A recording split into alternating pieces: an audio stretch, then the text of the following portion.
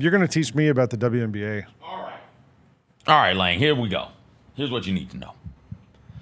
I know things are going, the ship be sinking in Indiana, seems like. Yeah, I watched the first half of that game before kickball. They are so bad offensively if Caitlin Clark is not out there. They do not have any sort of a real flow to the offense. It seems like everybody's just now learning where they're supposed to be and where the spots are on the court. It is clunky.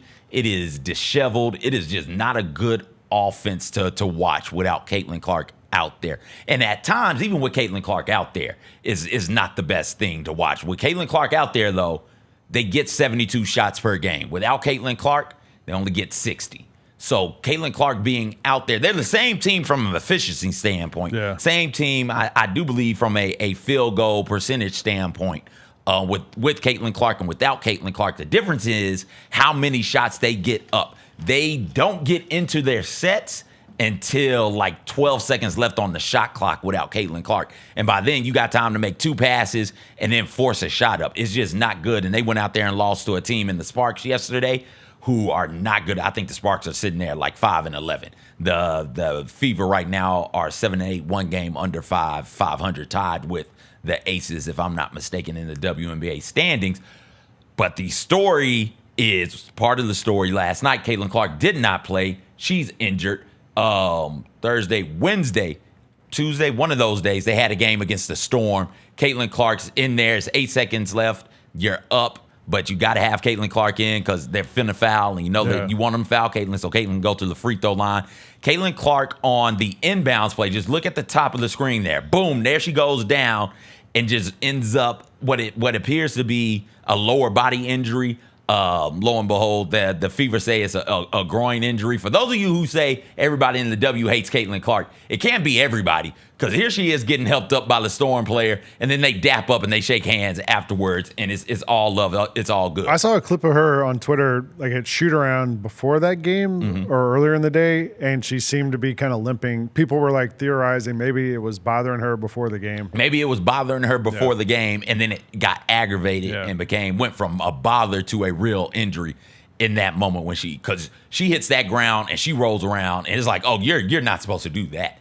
You're not supposed to do that. So she's out last night. That probably contributes some, not probably contributes, that definitely contributes some to the Fever losing to the Sparks. What also I think contributes to it is this storm brewing around them as it pertains to DeWanna Bonner, who we talked about it yesterday off air. They ended up releasing. They released DeWanna Bonner, and Jessica and I talked about the potential of them for them to do that and who they should sign. Jessica was on the, hey, if you're letting her go, you need to get more size trained. I was like, yo, Ari McDonald, she's sitting right there. She came in and played awesome for you. I think that's who you should go out there and get. And lo and behold, they go out there and they get Ari. They sign her to a full contract for the rest of the season. So she's now on that team, and she played pretty well. I think she Mitchell led them in scoring yesterday. Ari McDonald, though, comes in and does some really good things from a running your offense standpoint. But now everybody's trying to figure out why the hell did DeWanna Bonner, who was getting paid $200,000 by the Fever, decide almost midway into the season, this isn't for me. I'm going to sit out. I did the math on the contract, so it's a prorated rate. The Fever just cut her. And so the Fever are no longer responsible for her full salary. Yeah. But if she's picked up off of waivers, that team will be responsible for the prorated rate of the rest of the $200,000. So that's about, and by my math, that's like $125,000-ish that a team picking her up off of waivers would be responsible for. Now, if she clears waivers, which the expectation is that she'll clear waivers, she can be signed to like a vet minimum, which is around like $73,000 or something like that. So she is giving up close to $50,000 in this move. And this isn't like it's the NBA where they're millionaires. She's a $100,000-aire. She's giving up $50,000 to get out of that situation. She's heard the noise. People have been calling her a quitter. People have been saying some pretty, I don't want to say disparaging things, because it is an odd situation. They have been pointing out like this is odd. Can't believe you're quitting on your team. She took to Instagram. Apparently she was at Vanderbilt. There's an anchor down thing in the background, and I would have lost my mind if I'm hooping, because I used to hoop at Vanderbilt from time to time, and she walked in, a player like that. She said on Instagram, quote, "A quitter? Nah, never been that. But when time comes, just make sure the apologies are just as loud as the disrespect. In due time, DB Courtney Williams, star point guard for the Lynx, hopped in there, talked to him. I thought that was another Courtney Williams. Let them know. No, it's not our Courtney. So yeah, that's what's going on with the DeWanna Bonner saga. It's just odd. You don't see very often in any league a player about midway through the season say, "All right, I'm done here. I don't want to play here." We can all speculate all we would like to. Was it the fit that she didn't like? Was there tension with the coach? It was the same coach that she played for under the Connecticut Sun, so I don't think it's that. Was it Caitlin Clark's fault? Was it Caitlin Clark's Somebody's fault? Gonna ask that. That's the whole reason we're talking about this, Lane. Because Caitlin Clark is numbers, baby, and I am nothing if not a number whore. And I know where the bread is buttered. I don't think it's a Caitlin Clark issue, right? Certainly not a Caitlin Clark personality issue. At the end of the day, DeWanna Bonner wasn't happy.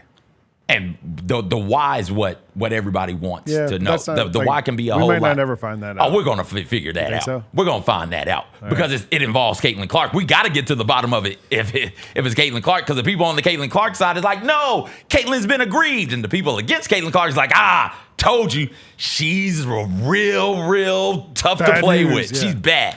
But DeWanna Bonner came over there to be a starter. They moved her to the bench behind Natasha Howard. So there's some speculating that she didn't like the decision to be moved to the bench. She didn't like the role. Her fiance is over with the Sun. She spent the last 3 or 4 seasons playing with Alyssa Thomas, and they've gotten, obviously they're close, they're fiancés, but she's close with her children. And so maybe being away from them might play a role in that. The destination stops for DeWanna Bonner that she says she wants to go to, and why nobody should claim her off of waivers, because she's not going to show up, is she wants to go to either Atlanta or to the Mercury. Both of them are having really good seasons as well, and both of them can afford to bring her in there. They have to cut somebody, but they can bring her in because of the contract situation from a vet minimum standpoint once she clears waivers. And this just makes the Fever, who started the season, and I was like, oh, the Fever going to be good. This just makes it all the tougher on them. They don't have enough size, and when Caitlin Clark is playing, all she is doing is taking tough shots. Her shot selection, I don't know if you watch any of these games, her shot selection has been questionable at best this year. Oh, no, she can't go right. She can go right. Well, the jump shots. I saw, or is this she can't go left? I saw the shot chart. Yeah. All of her makes are on one side of the court side and not on the other. She's what? 1 for 20 something her last 3 games, something ridiculous like that. She was coming out of Iowa, so playing at Iowa, and then last year, her first full season in the WNBA, I thought she had great shot selection. Somebody who is good enough to take tough shots but gets easy shots, that's everybody's dream. This year, Caitlin Clark seems to just be living and dying by tough shots. Like, I'm just going to take these logo threes, and we're going to see how many of them I make. Now, some of that might be the lower leg, the lower body injury. She had, I think, a hamstring or something like that injury earlier in this season. She's dealing with the groin. You brought up she was limping some before the Storm game. So maybe it is she doesn't have the explosiveness to feel comfortable going by people. Because what she can do with the right hand is go by you, get downhill, and then finish at the rim. And I hadn't seen her do enough of that this season in the games that I've watched. The Jessica Benson Show with CJ Hurt, live every weekday at 8 a.m.